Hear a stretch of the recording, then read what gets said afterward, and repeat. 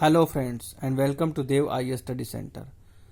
We are talking about interpretation of statutes और interpretation of statutes की lecture series में आज हम बात करेंगे डॉक्ट्रिन ऑफ कलरेबल लेजिस्लेशन की. So friends, let's start. Doctrine of colourable legislation बात करता है हमारा आर्टिकल 246 से रिलेटेड.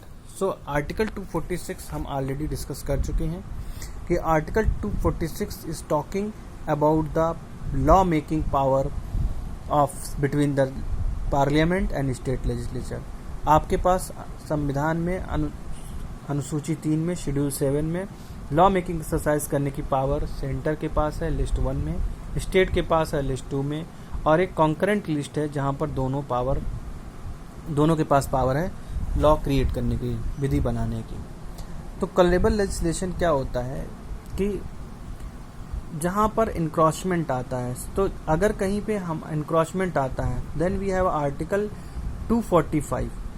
आर्टिकल 245 कहता है extent of law between parliament and state legislatures. विधि का विस्तार राज्य संसद और राज्य क्षेत्रों के बीच में, राइट, विधानमंडल क्षेत्रों के बीच में. तो विधि जो है, जो लॉ मेकिंग एक्सरसाइज है, इसमें इसका एक्सटेंट जो होता है, इसमें सबसे पहली बात बोली गई है. इसका 245(1) कहता है कि there is extent of law for parliament can do the law making exercise between India and any territory of India. India और इंडिया की किसी भी टेरिटरी के लिए पार्लियामेंट लॉ बना सकता है. Similarly state can make law within states और any territory of the states. और आर्टिकल 245 का सेक्शन 2 कहता है कि if the law can not be rejected on the basis that it has extra territorial nexus. यानी कि संविधान में अगर ये कहा गया 245(2) में कि अगर पार्लियामेंट ने कोई लॉ बना दिया गया है तो उसको उस हिसाब से विधिमान अवैध घोषित नहीं किया जाएगा कि यह किसी दूसरे क्षेत्र को ओवरलैप कर रहा है. It is overlapping to some other field. So अगर ओवरलैपिंग की बात करते हैं, इसी ओवरलैपिंग में दो तरीके से आ सकती है. एक तो होती इंसिडेंटली ओवरलैपिंग हो गई है, और नंबर 2 जो ओवरलैपिंग होती है वो है कलरेबल. कलरेबल मीन्स जानबूझकर अवैध रूप से. जैसे कि पार्लियामेंट में आप बहुत सारे लॉ मेकिंग एक्सरसाइज होती हैं जो कि विधि मान्य नहीं होती हैं, और अगर कोई लॉ मेकिंग एक्सरसाइज हो गई है, कोई लॉ बन गया है और बनने के बाद उसको इंटरप्रेट करते हैं, जज इंटरप्रेट करते हैं, तो अगर वो पाते हैं कि उसमें कुछ डिफेक्ट है और उनके पास ऐसी कोई पावर नहीं है कि वो इस तरह का लॉ बना सकें, तो वो लॉ वैलिड नहीं माना जाएगा ड्यू टू कलरेबल लेजिस्लेशन. तो कलरेबल लेजिस्लेशन को अगर कोई विधायी मतलब विधानमंडल अनुच्छेद 246 व अनुसूची 7 के तहत विधान बनाने में असक्षम है और वह विधान को अप्रत्यक्ष रूप से बनाती है, तो उसे डॉक्ट्रिन ऑफ कलरेबल लेजिस्लेशन, वहां पर डॉक्ट्रिन ऑफ कलरेबल लेजिस्लेशन लागू होगा और इस आधार पर वह विधान अवैध घोषित कर दिया जाएगा. इसे ही डॉक्ट्रिन ऑफ कलरेबल लेजिस्लेशन कहते हैं. Doctrine of colourable legislation is basically a maxim. ये मैगजीम क्या कहती है?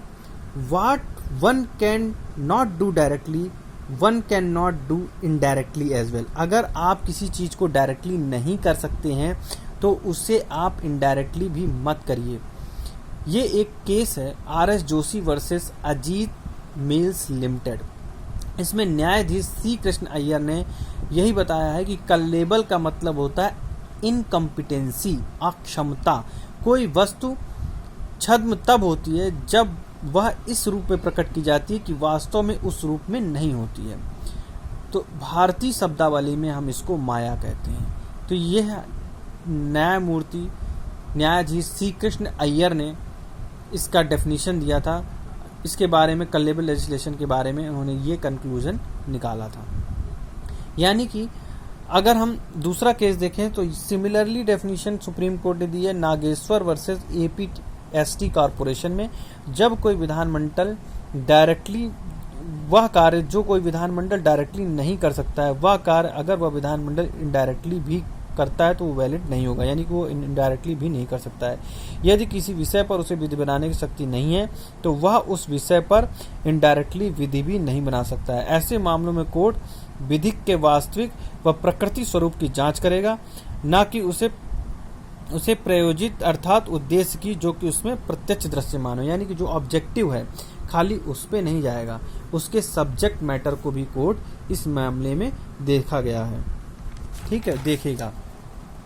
तो इसके प्रिंसिपल्स हैं कुछ कॉलेबल लेजिस्लेशन के कि कब ये जो कैटेगराइज्ड किस किस बेसिस पे कॉलेबल उसको घोषित किया जाएगा। तो उसमें क्या है कि बस मेनली यही है कि सुप्रीम कोर्ट जो है या जो जजेज हैं हमारे, उसके जो सब्जेक्ट मैटर को देखेंगे और उस सब्जेक्ट मैटर में वो पाएंगे, देखकर ये पता लगाएंगे कि ये रियल में इसका जो ऑब्जेक्टिव है और उसका जो सब्जेक्ट मैटर है वो मैच करता है या नहीं। अगर ऐसा नहीं है तो वो कहीं ये कॉलरेबल तो नहीं है, कहीं ये ऐसा तो नहीं है कि जो देख रहा है ऑब्जेक्टिव और सब्जेक्ट मैटर कुछ और है और उसके पास वास्तव में ऐसी कोई पावर ही नहीं है लॉ बनाने की। तो दोस्तों, आई होप ये लेक्चर आपको समझ में आया होगा, डॉक्ट्रिन ऑफ कॉलेबल लेजिस्लेशन। तो बने रहिए हमारे साथ। अगर आपने अभी तक हमारा चैनल सब्सक्राइब नहीं किया है तो प्लीज़ बेल का आइकन दबा दीजिए ताकि आपको समय समय पर नोटिफिकेशन मिलता रहे। धन्यवाद।